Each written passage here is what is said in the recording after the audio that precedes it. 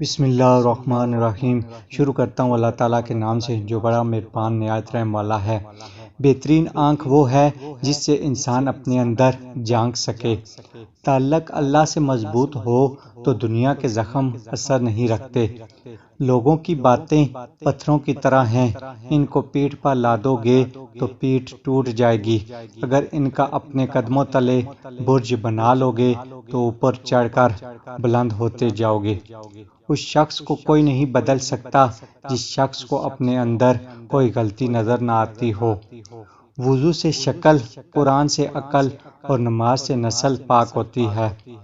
زندگی میں دو لوگوں سے دور رہنا، ایک مصروف اور دوسرا مغرور، کیونکہ مصروف اپنی مرضی سے بات کرے گا اور مغرور اپنے مطلب سے یاد کرے گا۔ دوران گفتگو ہم سب سے بڑی غلطی یہ کرتے ہیں کہ دوسرے کی بات سمجھنے کے لیے نہیں سنتے بلکہ جواب دینے کے لیے سنتے ہیں۔ جانوروں کو ذبح کرنا سنت ابراہیمی اور نفرتوں کو ذبح کرنا سنت رسول صلی اللہ علیہ وسلم ہے۔ بے سکونی کی ایک وجہ یہ بھی ہے کہ انسان اپنی پریشانیوں کا ذکر اپنے رب کی بجائے لوگوں سے کرتا پھرتا ہے۔ کبھی کبھی ڈھیروں لفظ ہونے کے بعد بھی بولنے کو دل نہیں چاہتا، نہ بتانے کے لیے، نہ جتانے کے لیے، نہ ہمدردی کے لیے۔ آپ کی اولاد وہ نہیں سیکھے گی جو آپ کہتے ہیں بلکہ وہی سیکھے گی جو آپ کرتے ہیں۔ کبھی جو زندگی سے تھک جاؤ تو یاد رکھو کسی کو کانوں کان خبر نہ ہونے دینا۔ اپنے رب کے حضور سب بیان کرو۔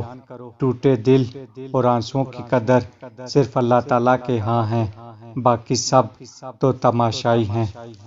جب مشکل وقت آتا ہے تو ہم اپنوں کو تلاش کرتے ہیں، لیکن یاد رکھیے گا کہ جن کو تلاش کرنا پڑے وہ اپنے نہیں ہوتے۔ زندگی کو ایک امانت کی طرح گزارو، ایک نہ ایک دن یہ اپنے مالک کو واپس کرنی ہے۔ کبھی کبھی اچھی چیزیں کھو جاتی ہیں تاکہ ہمیں بہتر چیزیں مل سکیں۔ ہمیشہ اللہ پر یقین رکھو اور اس کے شکر گزار رہو۔ ہر اس محفل میں گھسنے کی کوشش نہ کرو جہاں تمہارا کوئی جوڑ نہ ہو۔ روپیہ جتنا بھی گر جائے مگر اتنا کبھی نہیں گر پائے گا جتنا روپے کے لیے انسان گر چکا ہے۔ گلاب کی ان پتیوں کی طرح بنو جو اپنے مسلنے والے کے ہاتھوں میں بھی خوشبو دیتی ہیں۔ اس کائنات میں صرف رب کی دکان ایسی ہے جہاں کچھ لینے کے لیے جیب میں نیکی کے سکے نہ بھی ہوں تو چند آنسو ہاتھوں پر رکھ کر پیش کر دیں، دکان کا مالک آپ کی سوچ سے بھی زیادہ عطا کرے گا۔ انسان کے ارمانوں کی حد قبروں میں جا کر ختم ہوتی ہے۔